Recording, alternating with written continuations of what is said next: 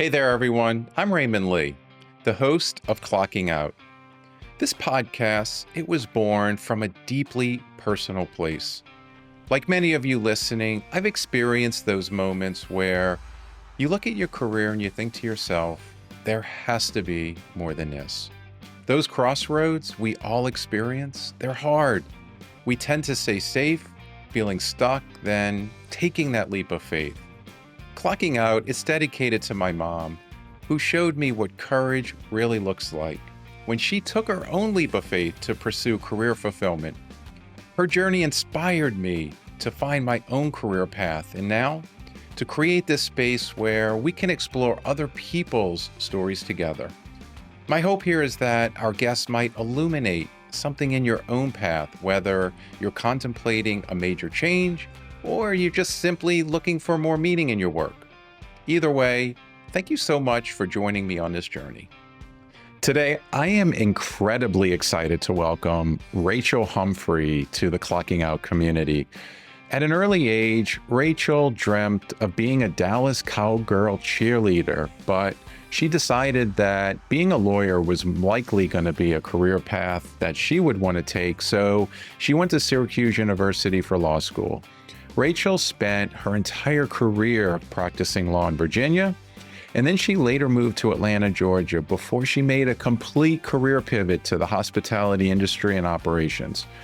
Her journey took so many twists and turns that ultimately got her to founding the Women in Hospitality Leadership Alliance, which is a consortium of organizations advancing women in hospitality. I have to say, I learned so much personally from this conversation, and I know that you're going to relate to her story in so many ways. So without further ado, please enjoy Rachel Humphrey and her Clocking Out story. Rachel, welcome to the podcast. It's nice to see you. Thank you so much. I appreciate the invitation. Looking forward to our conversation. Yeah, me too. I'm so delighted to have this conversation today. You and I connected a few months ago, and the one word that has struck me since the first time that we met is identity. And what's interesting about your background, which I'm just fascinated, is you spent 20 years as an attorney. You sort of created this identity where you've built this career, this life around the legal profession, and the thought of walking away from that, I can only imagine how difficult it was. And so I'm really interested to share with our listeners your story, because I feel like there are so many people today who are sitting in a job or a profession where they're feeling the weight of the career that they built, and they're just not liking it anymore. They're not loving it anymore, and they're wanting to do something different. And so the fact that you created this identity and were strong enough to walk away from it,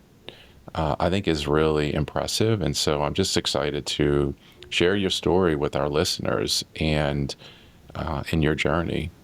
Well, I love that you picked the word identity. I didn't know you were going to pick that, but I think that we are always a work in progress and evolving as people. And so that identity changes a lot over time, but it's an interesting place to focus. And you're saying the strength to leave. I'm sure we'll talk about this later. I don't know if it was strength at the time. Yeah. Looking back on it now, I know that it was, but it certainly didn't feel that way. It never does feel like it in the moment, for sure. So what I like to do, Rachel, is start with a little bit of the origin story. Why don't you tell us where you're from and what did your parents do for a living? Great question. I'm from a small town in New Hampshire called Henniker, best known for being the only one on earth. There are no other Hennekers anywhere else. Keeping in mind the timing, I was born in the 60s, so growing up in New Hampshire at a time where there was no internet, no cable TV, no cell phones. We got 3 TV channels and 1 radio station if the weather was nice. If it was not, we probably didn't get any of those things. My father was a college professor at New England College for over 50 years, which is a small liberal arts college in Henniker.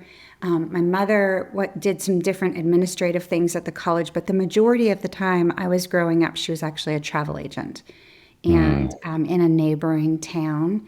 My parents were huge advocates and believers in the importance of education, and that was probably one of the things growing up that they instilled in us. I have an older brother who's 4 years older and a younger sister who's 4 years younger.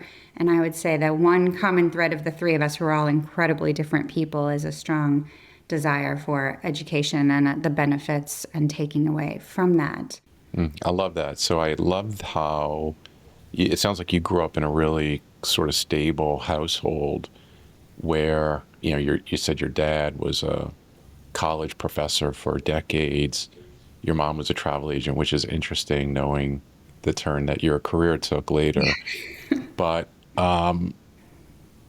what was your desires as a young girl? Like, what did you really want to be when you were a kid? Oh my gosh, from a career standpoint, everyone finds this one kind of silly, but in the second grade, I wanted to be either a Dallas Cowboy cheerleader or a long haul trucker. To me, they were both equally exciting. As I mentioned, we only got 3 TV channels. Although grew up a Patriots fan, the Cowboys were on national television every weekend. Cheerleading in that form was just growing, and I just thought it looked incredible. But I also wanted to see the world. And in the summers, because my dad was a teacher, we did a lot of camping in the wood-paneled station wagon. And you would see the truckers on the road all the time, and the cabs and the license plates would be from all over the country. And I really couldn't imagine there was another way to see the country than possibly trucking. And so really then, that's what I wanted to do. The following year, I decided I wanted to be a lawyer. I have never been able to figure out why we didn't know any, we didn't use any. My guess is something was on television, LA Law or something that was popular at the time. And I thought that looked glamorous. And from then on, that was really the career mission for me, without really ever looking back, without talking to anybody about, did that sound like a good idea? What would it take to be a lawyer? What kind of lawyer would I want to be? And that's all I remember wanting to be growing up. I love that. So I can only imagine what the dinner table discussion was like. You're one of their 2 daughters, and you expressed this desire to want to be a Dallas Cowboy cheerleader, and your dad is probably leaning over and saying, "Over my dead body." And the next year, at that same dinner table, you say, "You know what? I don't think it's going to be a Dallas Cowboy cheerleader. I think I want to be an attorney." And he's like, "Bingo, I will pay for that." It's so funny. First of all, the dinner table was a tough one. We had dinner tables Friday night, mandatory dinner table, because otherwise we were all so busy with activities and sports and other things. We didn't get a lot of opportunity during the week to sit down together. My dad would never have discouraged me from anything, and he would never have over my dead body as a cheerleader. First of all, as a sports fanatic, my dad probably would have thought it would have been really cool. But I had a dad who didn't see limitations. He never thought, you can't do that, or the chances of you becoming that are 0, which is probably more accurate than anything else. And then you mentioned paying for it. I actually self-funded through almost all of college and all of law school. And so I grew up financially fairly insecure. And so there was not going to be a lot of opportunity other than through scholarship and financial aid and whatever I ended up paying for with some family contribution, but certainly not. My dad was not sitting there thinking, how is he going to pay for something like that? But I think that's the beauty of having parents who don't see any limitations on what you can do, because being a Dallas Cowboy cheerleader probably was not realistic, but I didn't know that, and no one ever told me that. Quite honestly, being a lawyer might have been unrealistic at that time too, but nobody told me that. So in terms of the legal profession, was there a specific practice that you were focused on in terms of what kind of an attorney were you wanting to be, or was it unknown? Yeah, gosh, you're asking a lot of the crazy ones today. Actually, I went to law school. Is that a good thing, by the way? Yes, no, I told you. I think we're all works in progress. I absolutely love thinking back and reflecting on a lot of this, a lot of things I haven't thought about in a long time. I went to law school originally thinking I wanted to prosecute, actually be a criminal prosecutor in a sex crimes unit. Again, it doesn't make sense to me. I grew up in a small town. We had no crime. Television was probably a driver for me, but I don't know. I definitely felt strongly about women's protection and women's issues at that time. But I got to law school and started volunteering in that space and really learned a lot of the nuances of it. And I realized that I probably wasn't a prosecutor at heart. And so I really focused most of law school on criminal practice, but on the defense side, spending my summers interning with a public defender and then also with a private criminal defense attorney. And then when I started my practice, when I joined a practice, that is the field that I went into. I later switched over to the civil side, but that was the goal while I was in law school. That's interesting. It's, I think in many college curriculums, whether it's psychology or legal or even the medical profession, it's interesting how you initially go in thinking you're going to practice one aspect of that career. And then as you get more information and maybe have a mentor or two through the various programs, you start to get clarity around where you fit in terms of where you can grow, develop, and sort of create a career for yourself. So I appreciate you sharing that.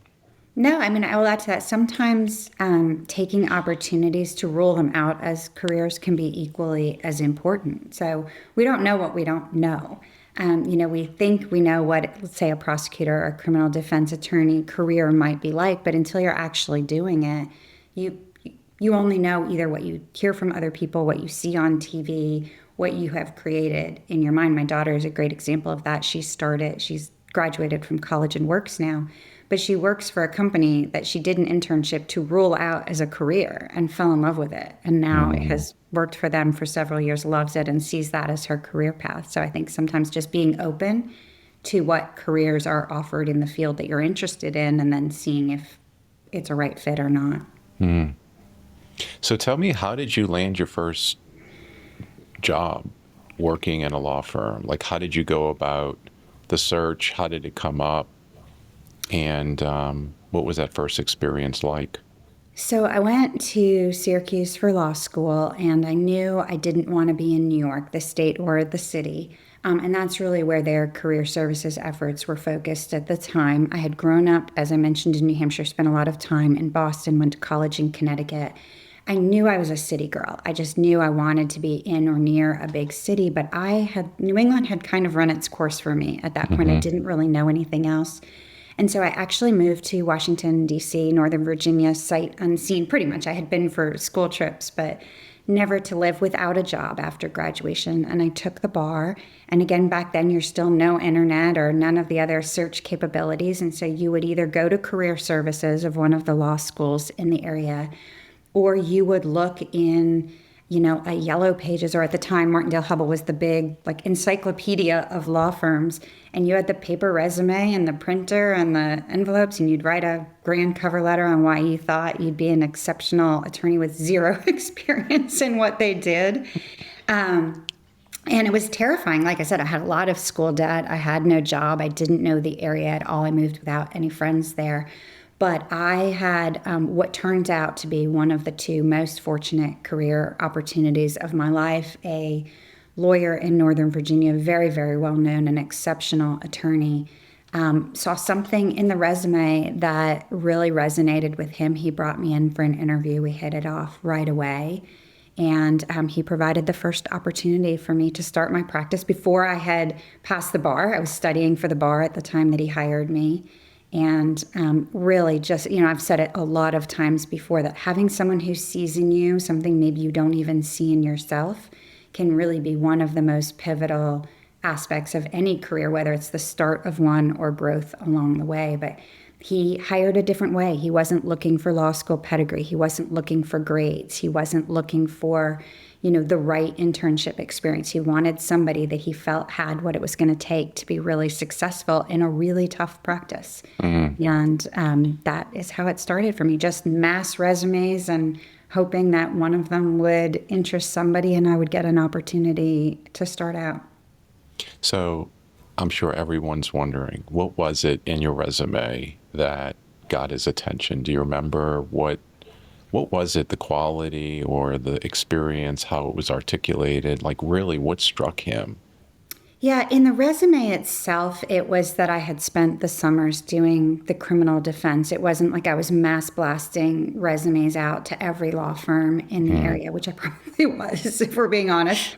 But mhm. he saw that that's how I had really focused most of law school, along with some of the volunteer work that I had done in college. I volunteered at the women's prison in Connecticut.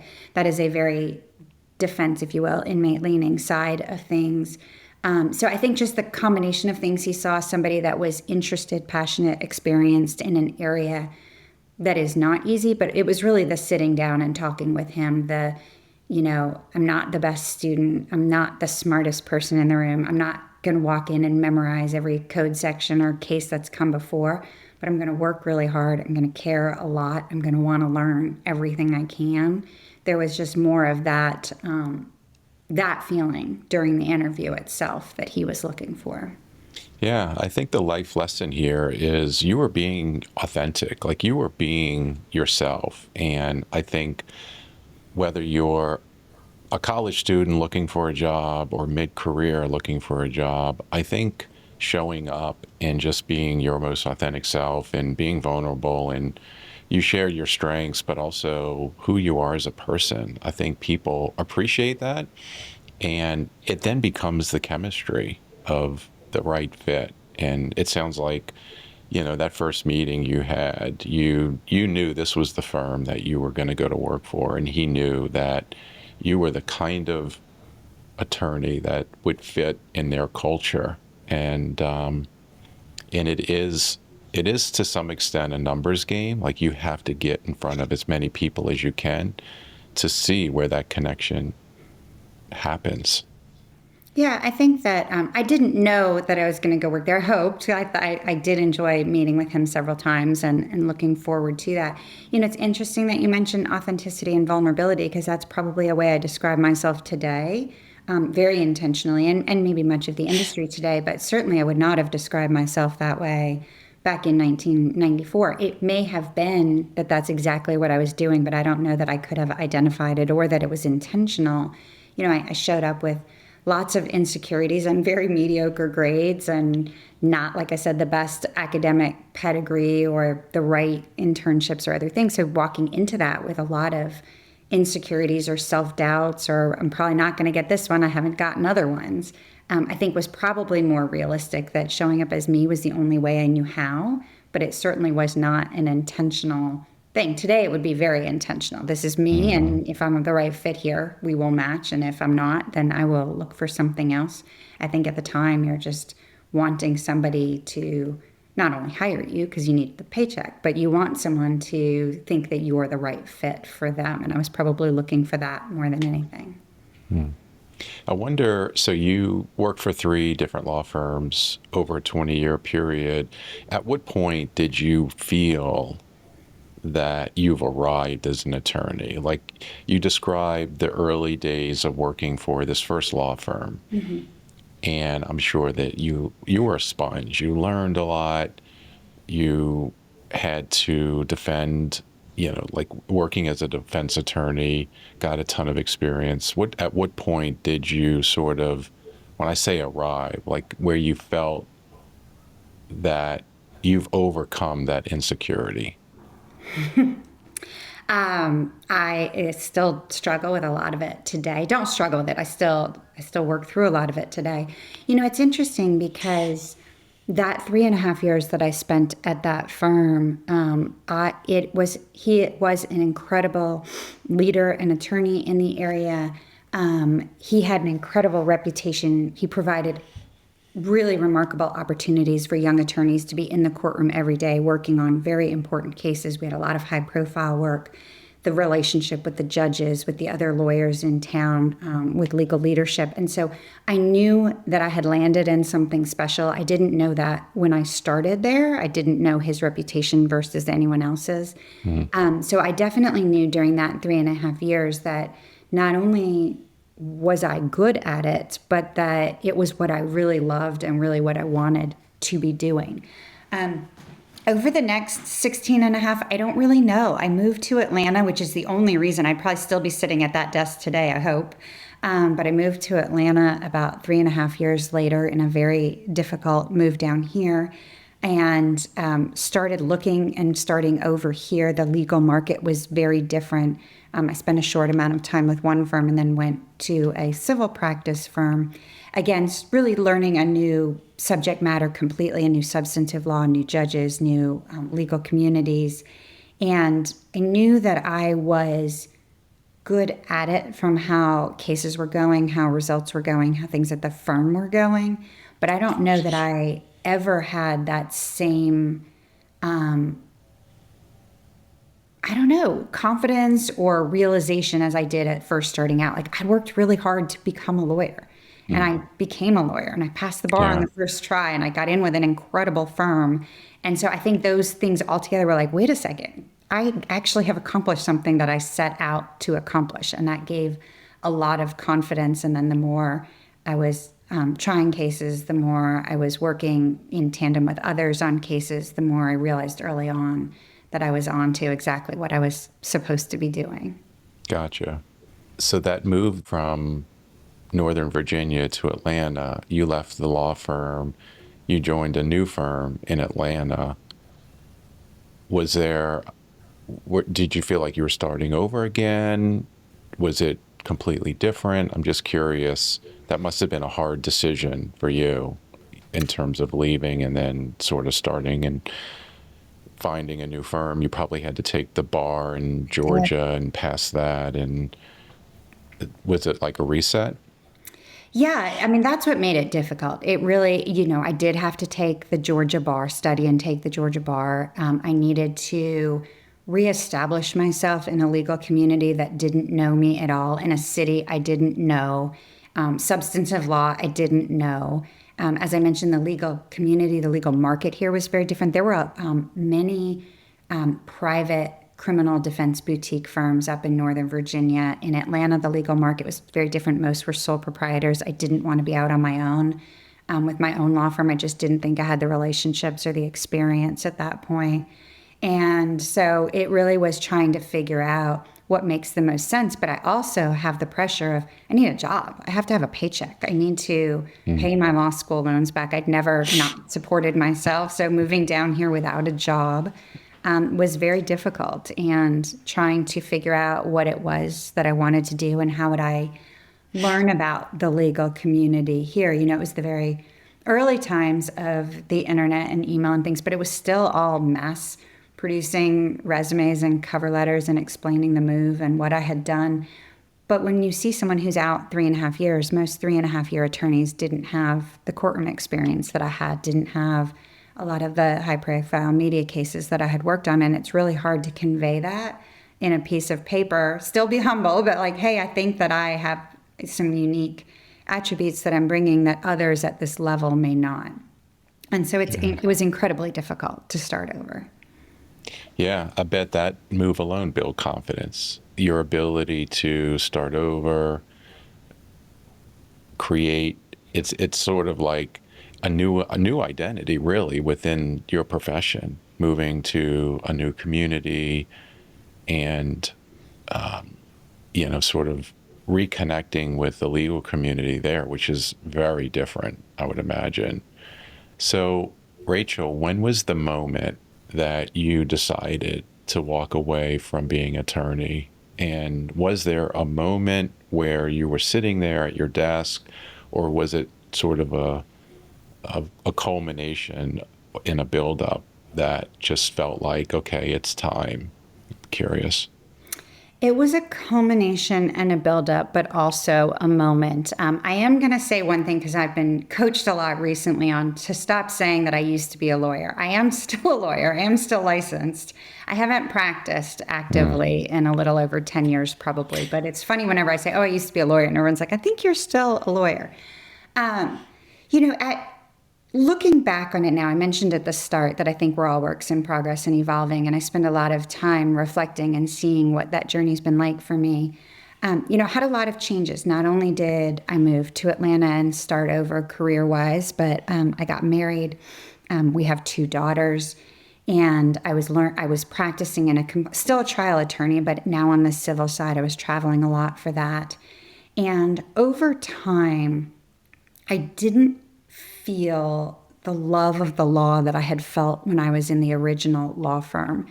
I think that I knew I was talented at it. I knew I was getting great results for clients. I was learning different aspects of the law. But I had always thought that I would die in the courtroom, 100 years old, you'd be wheeling me out of there. I couldn't imagine wanting anything else. I'd paid a lot of money for it. So the investment alone felt difficult to walk away from. I think one of the challenges for me was honestly traffic, where my firm was 40 minutes from our home when I first started there. By the time I stopped practicing there in 2014, it was taking me a little over an hour and a half to make the same drive. And that's if there was no accident, no construction, just every day. And I was spending 3 hours in the car a day sitting in traffic. And it's one thing not to be home with your children because you're in court or you're traveling, but to be missing dinner because I'm sitting on the highway. And I think that in hindsight, I don't think I realized it at the time, but I think that was really gnawing at me. But I also, most civil practice firms will pivot a lot in what they do based on the economy. So you had the aftermath of September 11th. You had the financial crisis in 08, 09. When you represent small to mid-sized businesses and there's a lot of challenges with the financial economy, there's going to be a huge impact on firms. And we were always very smart in pivoting what we were doing, but it was getting me further and further away from the type of law that I loved. And I had been practicing for 20 years doing primarily the same thing. And each time I would talk to people about what else might be out there, I started feeling like maybe I wasn't marketable, which looking back on it now as a 45-year-old woman who had 20 years of experience as a lawyer, I don't know why I thought I wasn't marketable. But I would talk to companies and they're like, oh, they won't hire you in-house because you've only been in a law firm, or, oh, you should go work for a big firm. You're a huge draw for them. But I was not trying to work twice as many hours and not be home at all. And so really trying to figure out, I didn't want to still be out on my own. I thought about that a lot. I had a lot of offers from people to join their firms. But I just couldn't figure out what it was I wanted to do. And I had really only looked for a job, the time I started in Virginia and then the time that I moved to Atlanta. I had not jumped around as most people had. I had not ever looked for a job while I had a job. I moved down here and then looked for my firm. And so I think I was stuck. I was really trying to figure out how and what that next move would be and feeling like, my gosh, I've got another at least 20 years of this and this doesn't feel fulfilling anymore and it's not making me happy anymore. And I had a call on a Friday night from our nanny who had been with us for a long time. And she said, I've been trying to tell you in person, but haven't seen you in a long time. I'm going to take a preschool teaching job, which will pay benefits and insurance and all of these other things. And I sat in the parking lot and I cried for probably an hour. And I called my husband and I told him, and he said, no problem. We'll put an ad with an agency this weekend. And I said, I have a different idea. And I got home and we went for a walk and I said, I think I might need to go in Monday and give notice. I think the only way I may ever find another job, still thinking it would be legal, is to actually step away from this one. But we weren't set up for it. We hadn't saved for it financially. We lived paycheck to paycheck. We had 2 children at home with a lot of responsibilities financially. And again, the insecurities of feeling unmarketable. But fortunately for me, he's equally as nuts. And he was like, that sounds like a good idea. And that's what I did. I walked in on Monday and I said, hey, this is the situation. And I gave notice and I stopped working. And terrifying every minute of that time. But really looking back on it now, such a critically pivotal moment for me because I don't know that I would have done it any other way, even though there were lots of ways open to me. I think I just wasn't seeing it, wasn't feeling it, didn't know the right ways, didn't mesh with my character, my personality. The thought of looking for a job with a job just didn't ever feel good to me, and it probably held me back from actually doing it the right way. Mm-hmm. So there you have it. You said out of confidence. It wasn't out of confidence. It was a parking lot meltdown. I love it. I love the parking lot meltdowns. Oh my goodness. So there's so much there.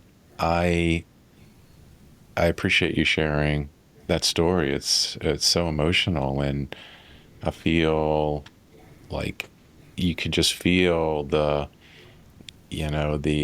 pull that you were having, and that moment and the build up. You get on this hamster wheel and you just do it and you do it and you do it, and then it just wakes up and you have this feeling of like, what am I doing? And then all of this emotion comes as a result of that build up. It's sometimes really hard to walk away because it's your identity. You've created this identity and it's who you are. And I love how you said, once an attorney, always an attorney. That's who you are. Like, that is your identity. And it's just a different version of who you are today. Yeah, I don't know if I would classify it as my identity, but I certainly have earned the title of still being an attorney. I think, you mentioned the hamster wheel. I use that analogy all of the time. I use it in a different way. But I do think, it is a terrifying time. And sometimes it takes that type of unexpected moment for us to make the scariest decisions. That certainly was not, like I said, we didn't save for months thinking, okay, maybe I'll do this, or we didn't have a plan. I at the time, I did think I was unmarketable. I did think, okay, this can't go on, but I don't know what the other options are. I think, when we look at, wow, you're 20 years in, yes, but I also had at least 20 years to go. Like, I wasn't even at a halfway point, I don't think.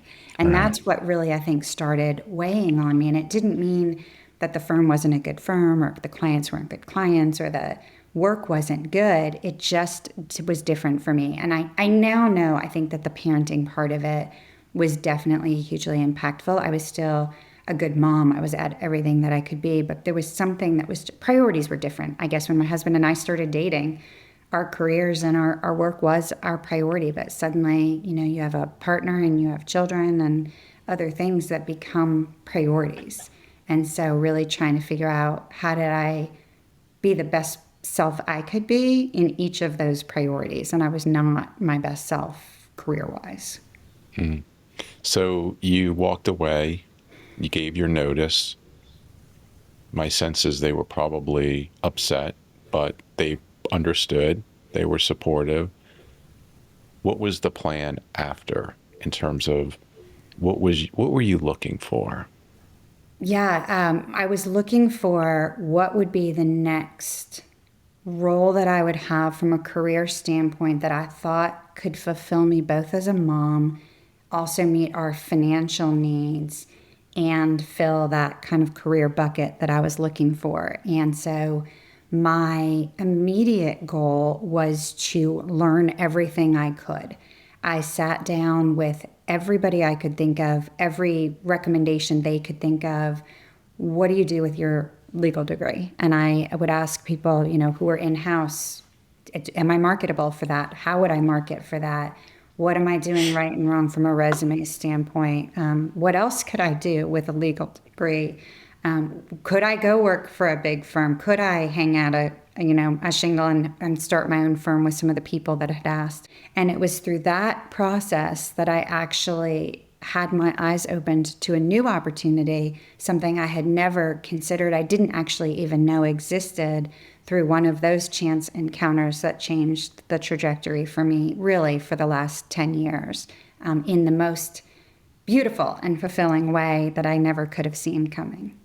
Wow, I love that. So what was that opportunity? I'm on the edge of my seat here.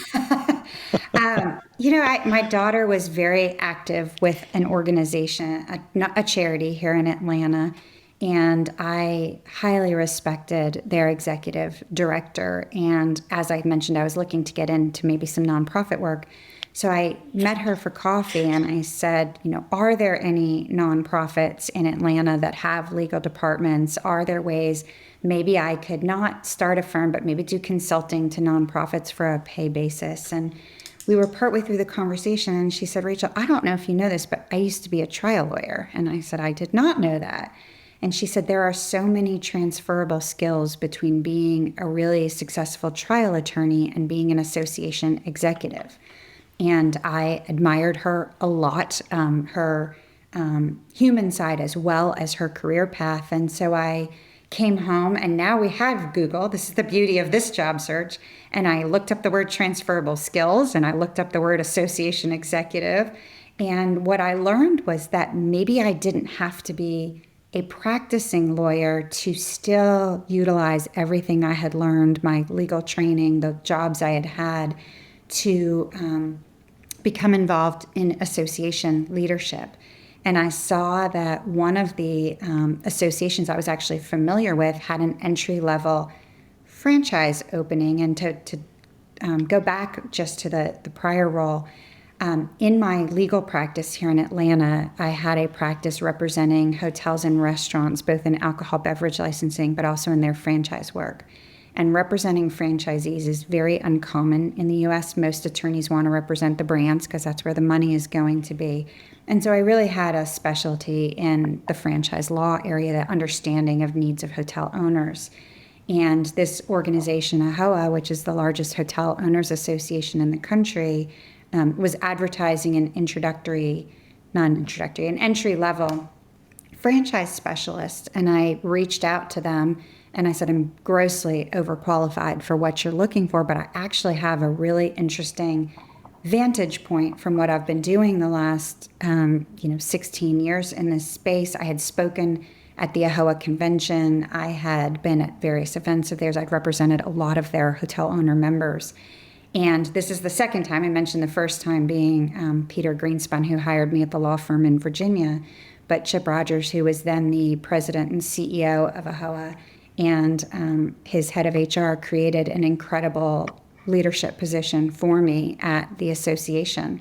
So in 2015, about, I guess, 6 months maybe after I had stopped working, I started a new career as this unheard of before for me association executive at AAHOA. I entered as the vice president for franchise relations and as a managing attorney, and then over time held a lot of different roles there. But it was really such an important time for me to, you were talking about identity earlier, reinvent myself, learn a completely new career, learn new substantive matter of things, learn how to work in a company. I'd never worked in a company before. I'd only been at law firms.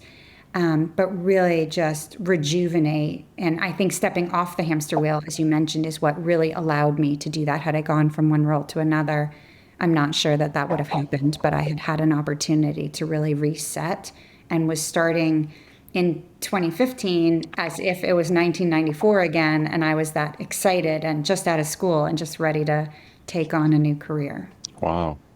That's amazing. I love that story. I'm curious, how long was it from the point you left the law firm to starting with AAHOA? How long a time frame was that?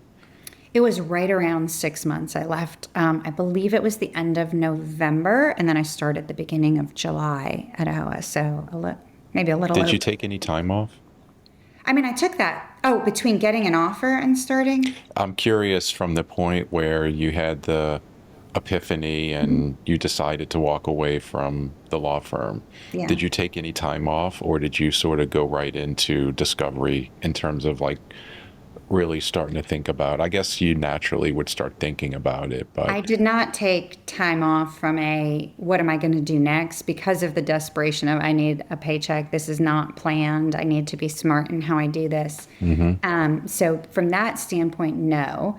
I was aware of that I may never have this type of time again to really be present with the girls, to make sure I was really maximizing that time to really focus on some self-care for me, trying to get mentally and physically in better shape again, some of those types of things, some hobbies. But my focus during that point was really trying to identify and secure what was going to come next for me career-wise. that's great. Yeah, I think for people listening, the transferable skills application that you sort of connected to in terms of what is it that you've done in the legal profession as an attorney that connect to the private sector world, nonprofit, and really looking at, sort of like starting big picture, you didn't necessarily hone in on one specific area, but through this process, and you probably did a number of informational interviews where you talked to people, and it sounds like that was a process in and of itself where things started to make sense. You started to get clarity, and this opportunity came up. So, Rachel, knowing your career at AAHOA, Yeah. going into it, did you see the opportunity in front of you to grow into the organization as a leader, to ultimately be running the association? Did you know that at the time? No. And how did that come about? Yeah, no, I mean, again, I was very fixated on starting this new career, this new role. I've told this many times. When my literal first day there, I was so overwhelmed with fear of failure and insecurities and self-doubt. Like I said, I'd never worked for a company before. Law firms are their own animal. I'd never worked with anyone except lawyers and legal assistants, and maybe one person in accounting who did payroll and receivables. But you step into a company and there's different departments and leaders of all different backgrounds and fields and careers under one roof. And we're a trade association, so you have 20,000 members to be wanting to serve every day. And so all of these things that I didn't know at all. And so I did the only thing I know how to do, which is set out to learn everything I could, because that's always how I overcompensate with fear and self-doubt, is to be the most prepared person in the room. And so much like I had set out to learn different career options, I set out to learn everything I could about the association. I met with every single person on the team, and I asked them what they did and what their background was and why they were interested in whatever field it was and how it related to what I was going to be doing. And then the same with our association's leadership. We had a very large board of volunteers and of officers. And so I would meet with them and I would learn all about the hotel industry from aspects I didn't know. And then I would start meeting with other industry people to learn more about the hotel industry other than from the legal side. And so that was really, for me, self-preservation. That's how I calm myself. That's how I learn to be the best at whatever it is that I'm trying to do. But what I didn't realize at the time was it was setting me up for each of those next steps. So we had been interviewing for a chief operating officer, and the leadership of the association and the CEO of the association came to me and said, I think the reason we're not finding somebody is it's you. And I looked around, I was like, me? It can't possibly be me. And they went on to explain that I knew, how every piece of the organization functioned and where we could be stronger. And I asked a lot of questions. Why are we doing this? Because when you always do things the same way, it makes sense because you're doing well. But because I was new, I was like, well, why do we do this? And did you know somebody else is already doing this? And so I had almost created this operational role that I didn't know I was creating just by asking the questions. And so I did what I always do, and I went home and I Googled, and I went to COO, and I was like, I think people go to school for operations, and that isn't my background. And I said no several times, but to their credit, they kept saying, I think that you provide the greatest opportunity for the association, and I think you would love it and you would be really great at it. And so we sat down and we actually crafted what it would look like, what was important to me as we moved forward. It's funny, you talk about jumping off the hamster wheel. When I started there, in my head, I was thinking, oh, nonprofit, that's like what, 30, 40 hours a week, and I'll be home at 4:00 every day, and I'm going to have this really relaxing life. And it turned out it was crazier than any law job I've ever had. Mm-hmm. The hours, the pressure, the demands, the travel, everything else. But that led to the COO role, which was incredible. I had the chance to lead such an impactful industry, work alongside such an incredible team, both our leadership team and all of our employees in DC and in Atlanta. I worked alongside a CEO that I respect a lot, and we worked very, very well together on leading the association. And then he shared that he had accepted a new opportunity, which caught me off guard, and that he and the officers had recommended that I serve as interim CEO and submit my name for CEO to the association. Again, I was back 5, 7 years earlier with a lot of self-doubt. I didn't think that I was, CEO was a name I had never, a title I had never considered for myself. Not the little girl in New Hampshire, not the lawyer, certainly not the person starting at the association.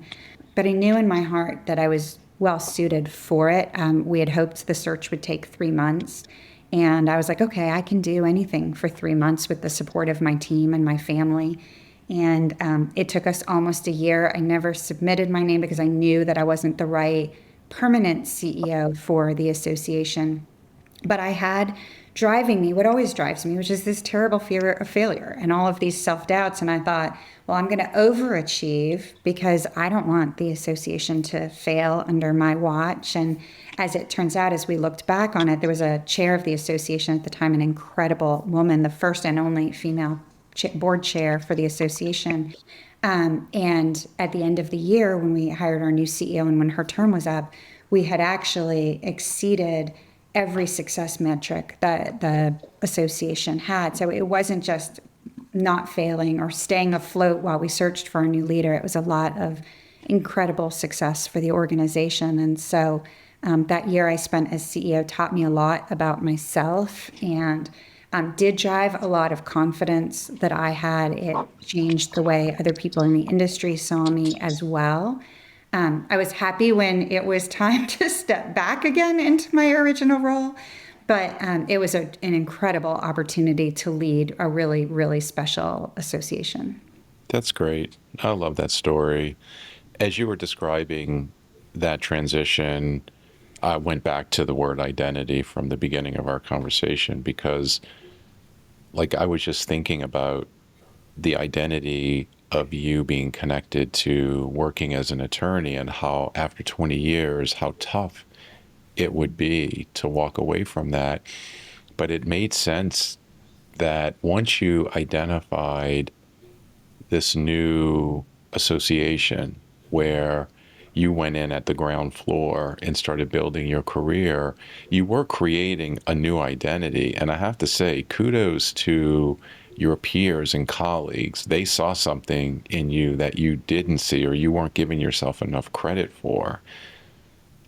And that was your new identity. And they were forcing you to lean into that. And you did. And you exceeded everyone's expectations, which is amazing.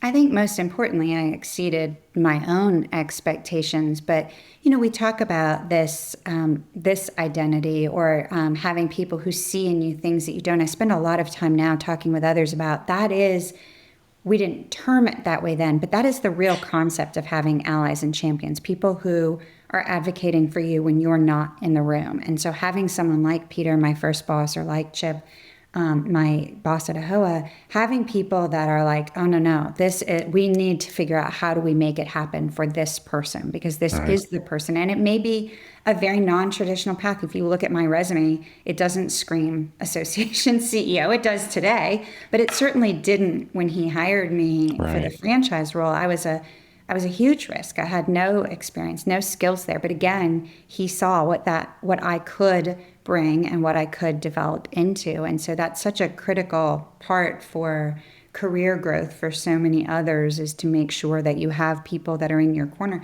Not that you set out and then ask them to be in your corner, but they genuinely want you to succeed, and they're going to go to bat for you, and they're going to convince you of opportunities that you may not be even searching for. Absolutely. So, Rachel, what are you up to today? Tell me, you're not with AAHOA anymore. You've left. Can you share a little bit about what was the next pivot and what are you up to today? Yeah, the next pivot in 2021, I decided to retire. It was a little less scary because I had walked away once before from a successful career. At the time, I didn't know if it would be a forever retirement or just I need a break. The association was doing very, very well. We had hired an incredible new team. We had just passed a new strategic plan. And I really sat down with association leadership and I said, I feel like I either need to live out this new 3-year strategic plan or I want to leave today. And And through a lot of talking, the financial insecurity I had as a child had been calmed. I won't say ever replaced, but calmed financially. My husband and I were doing well. We had met most of our financial goals at that point. Our children are older. And so I decided to retire. I spent, I think it was about 6 months on a phase out plan from there. And I decided that I would take about 60 days to really decompress, deprogram. Again, we were coming out of COVID, which had hit the hotel industry in unimaginable ways. It was an incredibly stressful year, both in terms of the final year that I spent there, but also the year as CEO had really taken a toll on me physically and mentally. And, as I mentioned, my children, I knew their time at home with me was much more limited as they were growing up. And so I really said, I'm going to spend a little bit of time spending as much time with the girls as I can, trying to figure out, is this a permanent retirement or not? And shortly after that decompressing period, the hibernation, there were some announcements in the hotel industry for new leadership roles that were all awarded to men who I had known for a very long time are incredibly talented leaders, very well deserving. But I also noticed that none of them were awarded to women, and that there had been some women in the final rounds for most of those roles. And I was trying to figure out if a lot of the progress we had heard in the last few years was actually progress or if it was just talk. So I reached out to some organizations that I knew well from when I had worked to see if maybe either my relationships or my voice, my influence, I had held as a female a CEO title, which was very unusual, would be helpful to their organizations. And when I started making those couple of phone calls, the operational efficiency brain that I had developed over the last 7 years started going crazy. And I realized that I thought they could really benefit from speaking with each other. And so I asked them if they would humor me and jump on a quick phone call. They did. And we instantly knew we were onto something, that this idea of stronger together coming out of COVID, that there was an opportunity for organizations that were committed to elevating women in the industry, not to merge or consolidate, but just really to talk and say, what are you working on? Are we duplicating efforts? Are there open lanes here? Human resources and financial resources are not high for a lot of those organizations. Many of them are side hustles for people who have full-time careers. And so I founded the Women in Hospitality Leadership Alliance. We are a consortium of what is now 34 organizations dedicated to elevating women in the hospitality industry. And we amplify one another's efforts, and we take on initiatives to bring more women to conference stages, put more women on advisory boards, more women quoted as subject matter experts in trade publications, podcast guests, really to elevate the visibility and representation of women in the hospitality industry.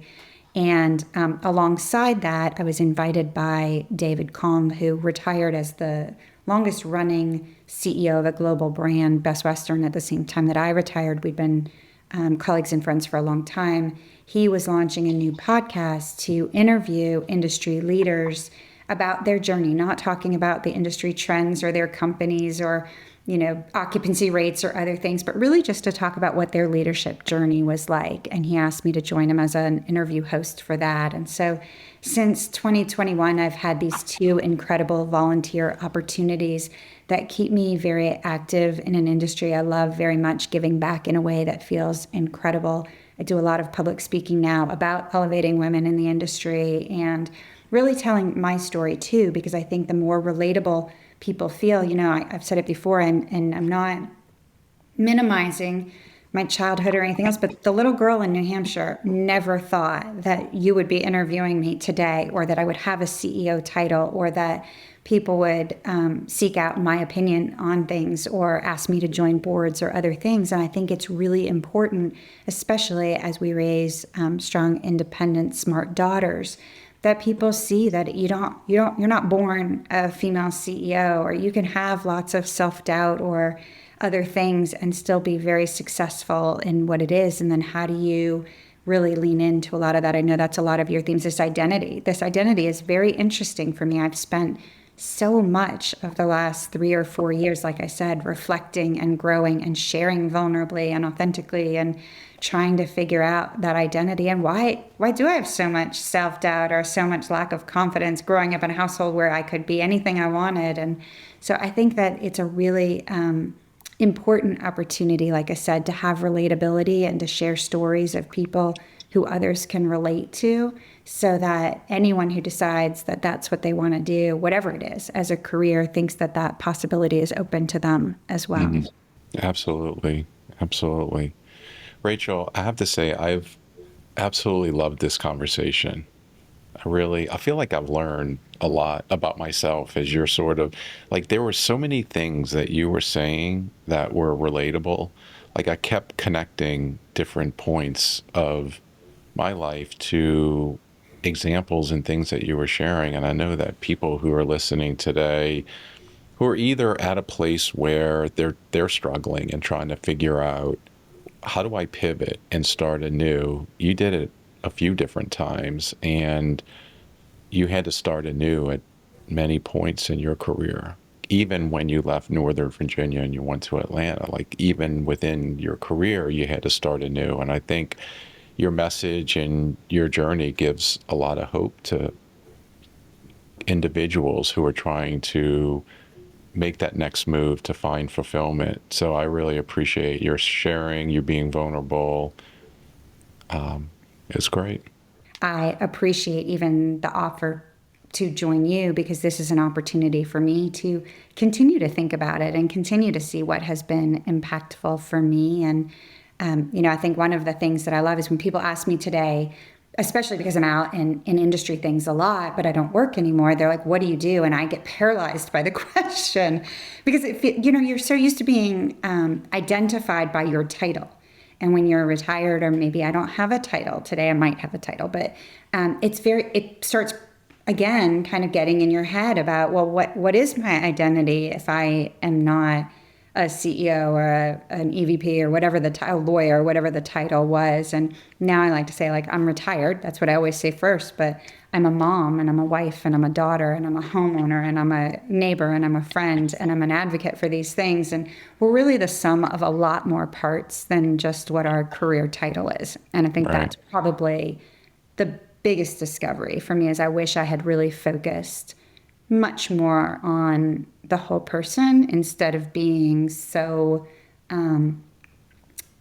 it wasn't driven by title, because I've never cared about titles, but I think driven by career success, because that is how so many people will identify me or identify others.